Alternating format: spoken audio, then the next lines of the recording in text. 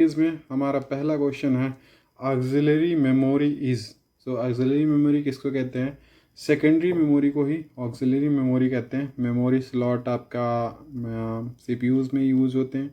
Cache memory उस memory को कहते हैं जहाँ हमारे टास्क या प्रोग्राम या फिर कोई भी एग्जीक्यूशन है वो शॉर्टेड पीरियड के लिए स्टोर होता है। एक्सटेंडेड मेमोरी जब आप कोई एक्सटर्नल मेमोरी लगाते हो तो उसको बोलते हैं। ओके, सो सेकंड क्वेश्चन पे मूव करते हैं। Which memory operates at electronic speed? So electronic speed से कौन सी मेमोरी वर्क करती है? मैग्नेटिक टेप तो बिल्कुल नहीं करता, ड्रम्स डिस्क नहीं, सेमी कंडक्टर मेमोरी होती है जो इलेक्ट्रॉनिक डिवाइस के स्पीड से वर्क करती है। ठीक है, नेक्स्ट क्वेश्चन पे मूव करते हैं। Microprocessor can be use to make. Microprocessor आपके डिजिटल डिवाइस में यूज़ होते हैं। जो भी डिजिटल डिवाइस आप आजकल यूज़ करते हो उसमें माइक्रो प्रोसेसर यूज़ होते हैं, सेमीकंडक्टर चिप्स यूज़ होते हैं। प्रोसेसर मतलब यूज़ करना मतलब किसी काम को परफॉर्म करना, राइट। तो कैलकुलेशन जहाँ भी होगा वहाँ यूज़ होता है। तो कैलकुलेटर में यूज़ होता है, कंप्यूटर्स में यूज़ होता है, डिजिटल सिस्टम्स में भी यूज़ होता है प्रोसेसर। तो इसका करेक्ट आंसर है ऑल ऑफ द अबव। ठीक है, नेक्स्ट क्वेश्चन पे मूव करते हैं। Memory unit that communicate directly with the CPU is called. तो डायरेक्टली कॉल करती है वो कैश मेमोरी होती है, वो कॉल करती है। तो जब भी आपके सीपीयू से कॉल करना होता है तो वो कैश मेमोरी से डायरेक्टली कम्युनिकेशन होता है।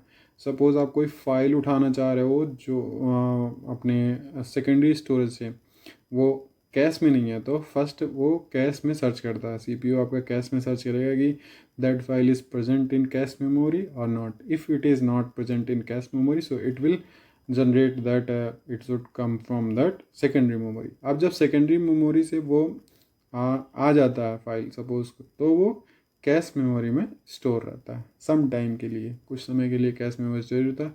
अगर दोबारा ज़रूरत पड़ी तो कैश से कम्युनिकेशन होता है। तो डायरेक्टली कम्युनिकेशन जो होता है वो कैश से होता है। Which of the following is not an example of email service provider? तो आउटलुक भी ईमेल सर्विस प्रोवाइडर है, जीमेल भी ईमेल सर्विस प्रोवाइडर है। I think this is wrong here and इसका जो करेक्ट आंसर है वो होगा याहू। तो याहू भी सर्विस प्रोवाइडर था। करेक्ट आंसर जो है none of the above. Not का पूछा है तो नॉट के लिए नन ऑफ द एबव, क्योंकि तीनों हमारे सर्विस प्रोवाइडर हैं।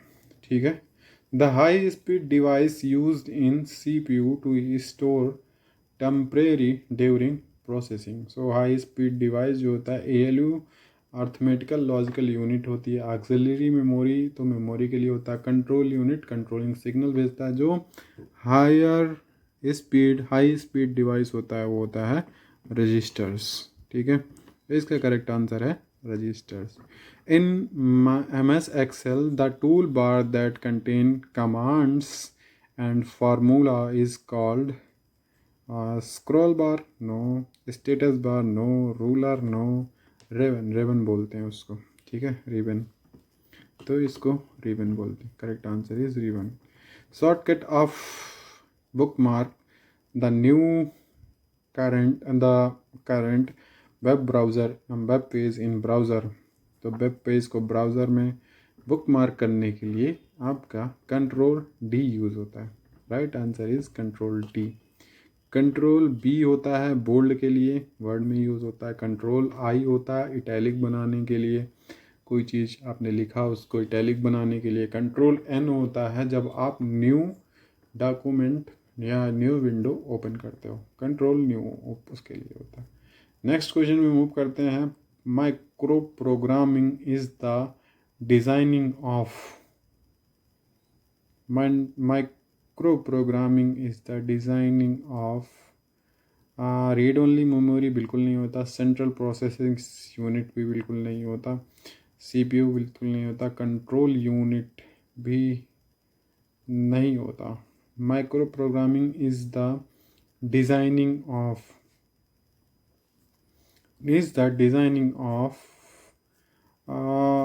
designing of micro programming is the designing of control unit, okay, control unit और सेंट्रल प्रोसेसिंग यूनिट, सीपीयू तो बिल्कुल नहीं होता, ठीक है। अर्थमेटिकल लॉजिकल यूनिट में micro programming is designing for, नहीं, डिजाइनिंग फॉर नहीं होता। डिज़ाइनिंग फॉर, किसकी डिज़ाइनिंग के लिए माइक्रो प्रोग्रामिंग का यूज़ होता है? Micro programming, okay, control unit के लिए, कंट्रोल यूनिट के लिए आपको माइक्रो प्रोग्रामिंग का यूज़ करना पड़ेगा, ठीक है।